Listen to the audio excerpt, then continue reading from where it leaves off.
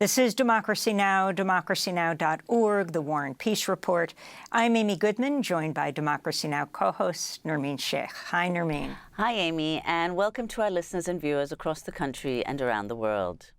We begin today's show looking at press freedom in India, often referred to as the world's most populous democracy. Under Indian Prime Minister Narendra Modi, Modi's head of the Hindu nationalist BJP party, he was once banned for nearly a decade from the United States on charges he did not intervene in a massacre against Muslims in 2002 in the Indian state of Gujarat, which he headed. But he's now being embraced by President Biden and other world leaders. In June, Biden hosted Modi for a state dinner. Last week, Modi was the guest of honor at France's Bastille Day parade, as French President Emmanuel Macron rolled out the red carpet for him as well. Meanwhile, back home, the leaders of 26 opposition political parties in India announced a new alliance this week that aims to oust Modi in next year's general election. Coalitions called the Indian National Developmental Inclusive Alliance, with the acronym INDIA. Modi called the new alliance a, quote, hardcore corruption convention.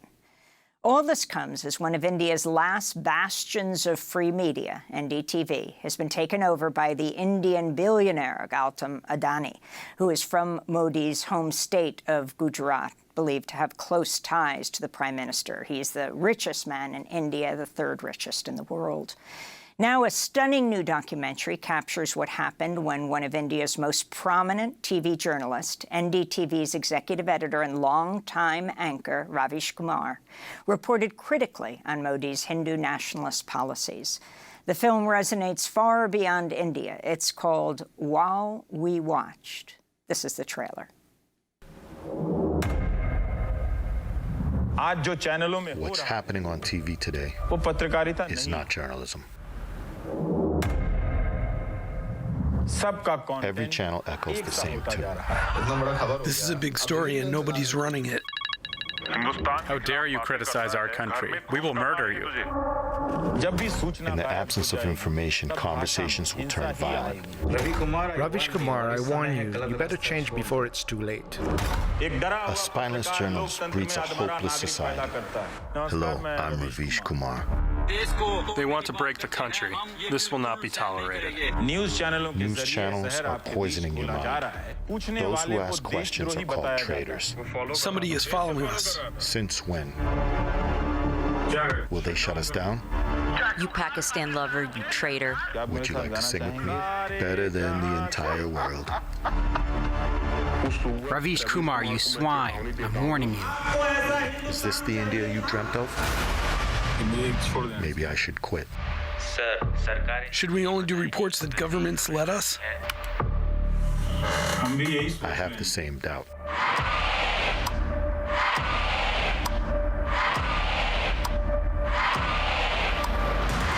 Name one country where there is so much hate on TV. He is anti-national. You think I'm a traitor? We're not traitors. If we choose to remain silent, it will cost us the truth.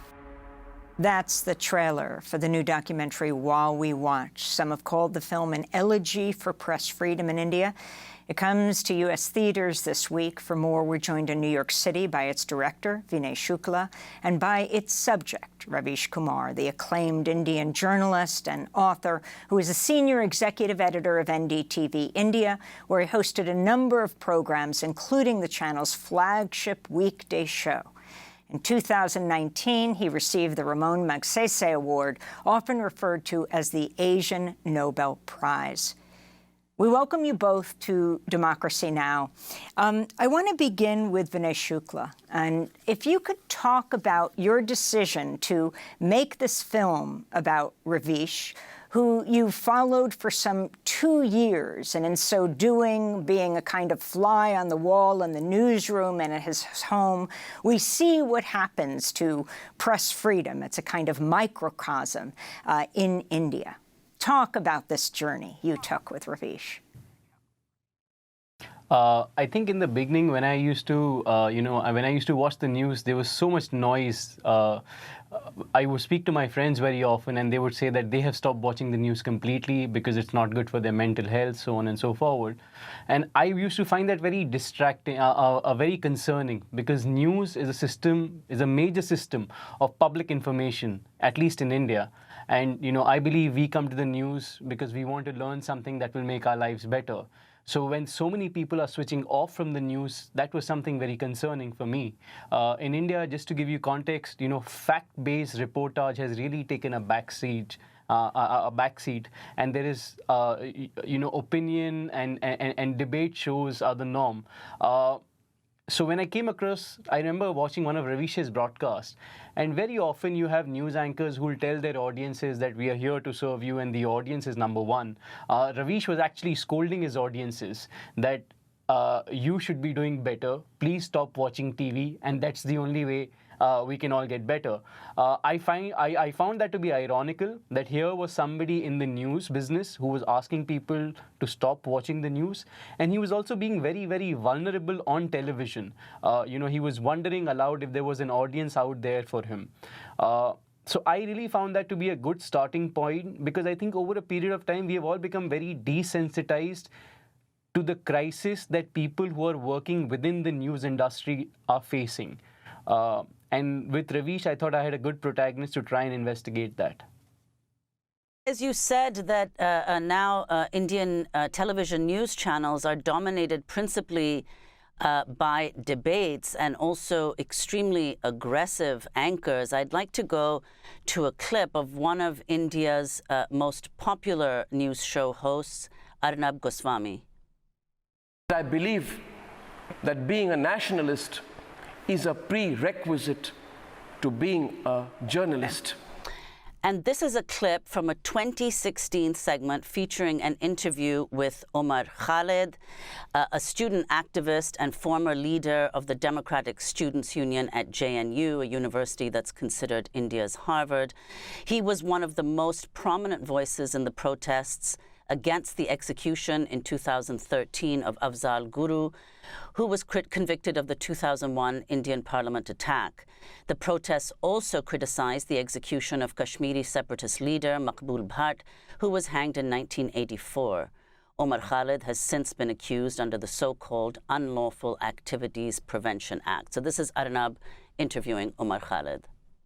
Look at your poster, which argues for self-determination for Kashmiris, the same line that Pakistan takes today. Look at your statements, which say that Afzal Guru's wishes will be fulfilled. Look at your slogans. Look at your pathetic slogans that call for India's destruction. You cannot be on my soil holding an Indian passport, carrying out education that is subsidized by the Indian taxpayer, and have the temerity to say that I will provide a platform for people who say that we will work relentlessly till India is destroyed. Look at your statements that label India a spiteful state. Look at your statement that says that the lasting call of Azadi rings loud in the heart of every Kashmiri. You are a secessionist under the argument of death penalty, and for far too long, ladies and gentlemen, in this country, for far too long in this country, under the garb, for far too long in this country, and I will not be interrupted at this point of time by him, so I request, please, just reduce this volume. So that's Arnab Goswami interviewing Omar Khalid. I'd like to ask Ravish Kumar, if you could talk about how representative this is of the broader media landscape of Indian television news programs. Amy Goodman, thank you for having me here. A lot of viewers who watch my show follows your work, and they have sent a huge regard to your work. Having said that, this clip you just showed about Arnab Goswami, in the beginning he was the one, but now we have many more like him. Entire Indian news channel systems have become, there are many news channels, hundreds of news channels, but they are the same anchors are doing the same kind of job what you just showed to your viewers, that how Arnab Goswami is shouting and alienating a young boy and delegitimizing him from his citizenry, from his right to speak and right to stand for anything he believes that is wrong. This media is, we have to be very clear that this media is, Indian media is not is the biggest story, one of the prominent story of any democratic world now. And this is not a routine media decline story. See, the destruction is very huge, on a vast scale. And after destruction, this media has turned into a weapon. The weaponization of Indian media is something to worry about. And this media is day in, day out going branding people that you are traitor, you are pro-Pakistani, you are anti-national, anti-Hindu, all things in the name of religion and in the service of Prime Minister. So we do have kind of media, but we do not have media where you have any kind of alternative voices. So this crisis is not a routine crisis. We have to be very careful that no sober society can afford to have a kind of rogue media which is so weaponized, which is so communal hatred spreading. The anchors are they are just not loud and shrill. This is just facade. Their voices are laden with such hatred against one community in the name of religion. They are inciting masses. They have become weapon of mass destruction. Ravish, so explain, you were the senior executive editor at NDTV, then Gautam Adani has taken it over. Explain how NDTV was different from all these other television news channels. It was different in many ways. NDTV did put up a brave fight. Pranay Roy and Radhika Roy, they were also framed with many charges, but they could not save their channel. Yes, they faced a lot of resource problem, but they never intervened in the editorial work or our job.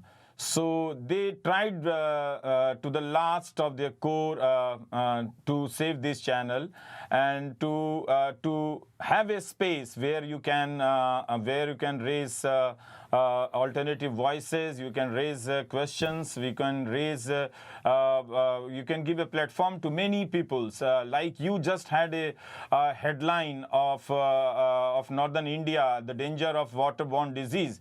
Indian media has left this kind of stories once Prime Minister returned from France. And they are again doing their agenda and they're in the service of their politics. So NDTV was different in many ways. And yes, you rightly said it was the last bastion of Indian media. Now you do not have one channel which is doing differently. You have number of channels who all are doing the same content, and that content is communal hatred with full of falsehood. I want to go back to the documentary While We Watched. In this clip, Ravish, you are talking with reporter Vinay Shukla about the challenges that you're all facing working at NDTV at the time.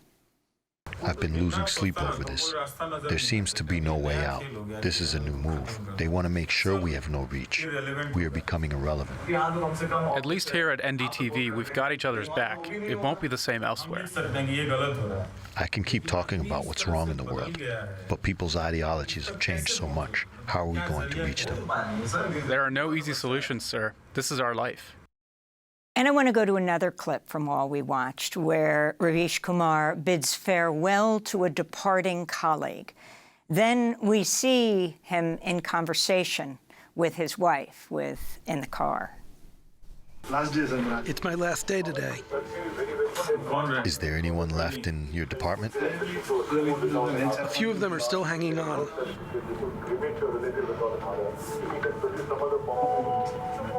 I am just worried for your safety. I don't know how to deal with this pressure.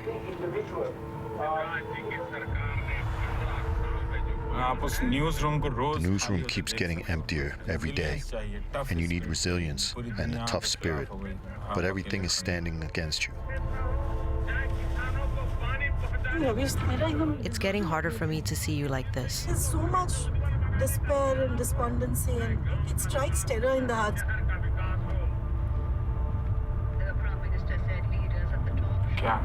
I don't know what to do anymore. That's Ravish Kumar talking to his wife in the car. Ravish, if you can talk about your decision to resign. I mean, every night, what was it, at 9 o'clock, millions of people around India tuned in to hear what you had to say. Also, your reporting on the streets as you brought the voices out of people. Talk about that decision you came to and what Modi had to do with it, the Prime Minister. It was very tough to reach a decision like this because I've been born and brought up professionally on that floor itself. When Gautam Adani took over NDTV, it was very clear to me that the journalism of NDTV is over now, and that decision was proved after that when Hindenburg report came out, and still NDTV went out to make 9 documentaries praising the achievement of Narendra Modi's governments during 9 years. So I knew that you cannot see Gautam Adani as an independent businessman. Yes, he may be, but he is seen in the public that he is an extension. Opposition's blame alleged that this man is a part of Prime Minister's politics. So yes, he said that there will be a difference between editorial and management, but now we can see that where this channel is going on. And before Adani, ministers and spokesperson from the Bharatiya Janata Party started boycotting us. They did not appear in my show and my other colleagues' show. Now one minister go on record and is reported by News Laundry, if I am correctly rephrasing it, she says that she is a prominent minister. She's saying that I have not spoken to you for long. Now I believe there is a regime change. That's where she is making it officially that we were boycotting you. Now we are not boycotting because there is a regime change. Or what is this regime change? Pranay Roy is gone and Adani is in. So it was very clear to me, though it was very hard, and it was very heartbreaking decision for me to leave NDTV. And yes, but I had to take this decision. I could not work under that man. Can you explain, first of all, what happened to Pranay Roy and Radhika Roy, who are the founders of NDTV? You show a little bit of that in the film. And then explain why the press in India is referred derisively to as Godi media. Explain what that means. Yes, I'm not very privy to all kind of informations and stories which Pranay and Radhika gone through. I believe they should tell their own story. But yes, they fought a lot of cases, and even this man you showed, he covered live and spoke many bad things about him when his house was being raided. It was covered by. But yes, they faced a lot, and I can sense that they have a house in front, just besides NDTV office. They must be feeling sad when they come out of their house. But they have to tell their story. But Indian media, we have to be very careful. We cannot be casual about this. This media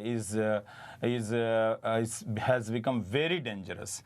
Right now, this is shielding our government, our prime ministers every day. They are not giving a space to opposition. This media has become so anti-opposition, so anti-minorities, anti-Muslims. You cannot imagine the scale I am talking about. about. I can give n number of examples to elaborate my point. But I still think that Indian media is gone. We have many things in India. We still have many robust system, which makes us hopeful that ultimately democracy will survive. But we do not have media in a true or partial journalistic sense. I mean.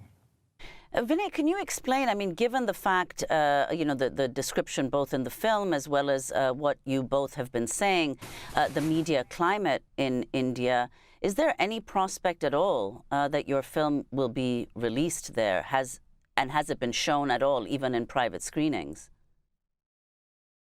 Okay, so I think there is, it's a two-part answer. I have received a lot of love from people. Wherever I go out, whenever there's a post about the film, people are really, really waiting for the film to come out. And the film premiered in Toronto last year. We've been winning awards since. Every time I talk about, having won an award or, screen the film internationally, people are always like, when will you bring it back home? So there is a fair amount of demand amongst the audiences.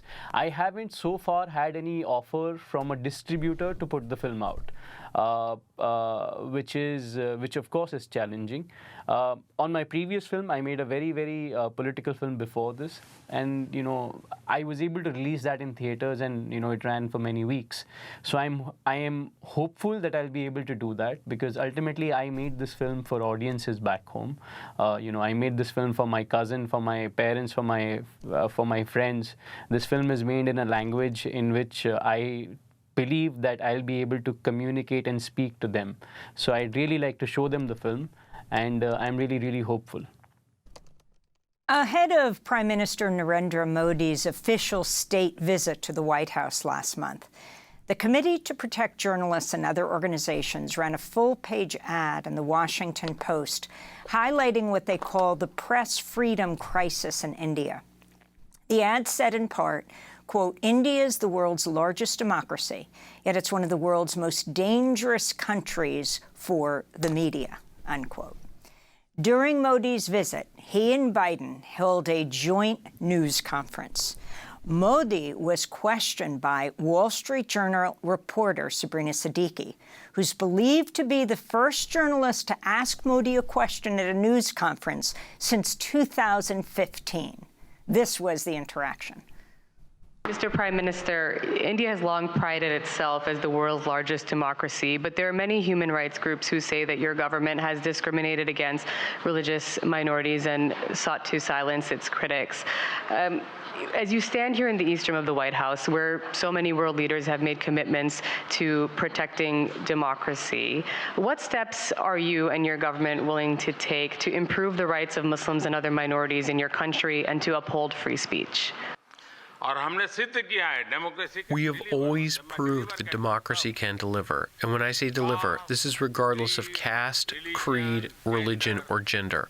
There's absolutely no space for discrimination.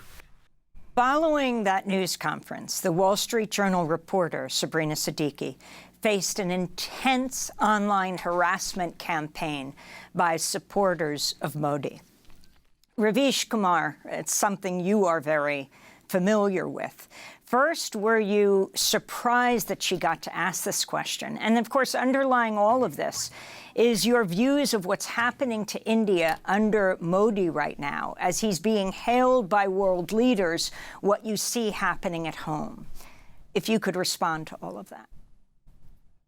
Yes, I was surprised, and I thought that whoever arranged this press conference done a great maneuvering job, because sorry to say that our Prime Minister, who comes from a leading democracy in the world, hasn't done any press conference in 9 years of his government. And he came to power on the pretext that earlier Prime Minister is not speaking, he's not a vocal man. The Prime Minister gave a number of speeches, but he could not hold one press conference and take questions. And I was happy because, for one reason, this is the one prominent questions which which is chasing our Prime Minister to ask for many years. And finally, someone had got chance and she asked that question. This is the question he's running away. And in many ways, yes, her question was representative of many questions which we are raising, that a vicious communal media has become so weaponized, and the communal hatred is so high in India. And there is a reason behind this. Anchors have a legitimacy, trolls have legitimacies, political support, administrative support. And the question was very right, and I do not think that question was answered very well. And Ravish, could you explain the question of communalism in India? Muslims constitute about 14% of the country's population. 200 million Muslims or more live in India. Why are Muslims the target repeatedly of the Indian press? Since 2014, nobody had idea, and if you look at the Muslims organizations, even they did not say anything which should be countered like this. They were very quiet, and but suddenly this media turned into a communal machine. It has become a factory of communal hatred, and anchors changed from within, and they started spreading communal hatred. Even Supreme Courts, in many occasions have strictly criticized this kind of media and asked government that can't we stop this kind of media, but nothing has been done. If you surf any news channel, even right now, you will find one or other channel is doing communal agenda. So it has been legitimized by media. Media job was to question this kind of communal agenda, but it has become a direct tool to spread this kind of communal agenda. And the scale is very vast. I'm not talking about Indian newspapers. I'm only talking about here about Indian television. Shameful. There is no other issues are being covered, but every day, every anchor has come up with some kind of communal grievances and giving voices to majoritarianism. So this kind of television journalism we have, and we are not talking about this. Individuals have suffered because of that. There are many incidents where people on the street thought that they have a support of television. They have normalized such things. Then even at home, elders have discussing and legitimizing this kind of communal biases in their younger generation. So no institution is there to stop. When lockdown happened during COVID, suddenly these channels started blaming one group of Muslims organizations, and many were arrested, targeted, and there were many places we had an incident like that. People went on the street and start checking identity card of fruit sellers, vegetable sellers, that show your identity card. If you are Muslims, you are not allowed to sell here. So it was a kind of atmosphere which was created by these television channels. And after many months, many courts have said that television channels have done great damage to this country, and this kind of fake news, fakery has been propagated by the news channel. So you have many official accounts of their communal agenda and criticized by the Supreme Court. I am not saying alone. So Ravish, explain, you've said that trolls have become the authority in India, and authorities have become trolls in India since 2014, in other words, since Modi came to power. Explain the power of these trolls and how much false news, disinformation is circulated on WhatsApp and the effects of that. When trolling started in Indian public life, many people who are active in public sphere used to tell me that these things will come and go, but I could sense that these are not social trolls. These kind of trolls are not coming from random part of the society, but it has a support, it has an institutional support, and now they have become an authority in itself. If they start trolling you, you will find that cases are being filed against you. You will find that police have reached to your doorstep. I know one female journalist who had to leave her town, who was a very bright young female journalist who was promoted a few days back, but because of trolls, she was fired and she lost her job, and she was brought to police station where these goons were asking her to apologize, and she had to apologize in front of the police. These trolls are not a normal trolls. They have the power of the day, power of the government. They may be invisible, but their impact is so visible on your career, on your life, on your mental health that you cannot imagine. And I am the one case, but many female journalists are suffering from their sufferings are not being told, and they are not. These trolls have been successfully marginalized. Any journalist, any female journalist, their state of mental health are in great distress. So they have the power, they have the political power, and they have the legitimacy to drag you in any controversy, and they can do whatever they want to do with you. Vinay, you end the film with Ravish winning the Ramon Magsaysay Award in the Philippines, considered the Asian Nobel Prize. The significance of this for you, Ravish, and what you're doing now as you resign from your position as this renowned primetime host on NDTV, as it was taken over by the richest man in India, allied with Modi. I'm